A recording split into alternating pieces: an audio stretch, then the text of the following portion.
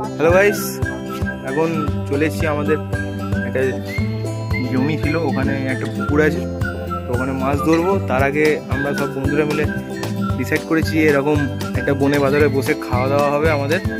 তো তার জন্য এখানে সব এত কলা গাছ আছে, ওই যে ওখানে এত কলা গাছ আছে, এই সাইডে আছে, এখান থেকে এই যে কলা গাছ কাটা হয়েছে।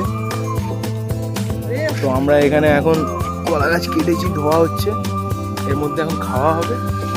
খেয়ে দিয়ে তোমাদেরকে দেখাবো কোথায় আমরা খাচ্ছি, সেটআপটা কীরকম। বনে বাজারে আমরা এখন খাবো, খেয়ে তোমাদের সাথে ওটা শেয়ার করবো। তারপরে মাছ ধরার ভিডিও তো আসবে, দেখতে থাকো পুরোটা।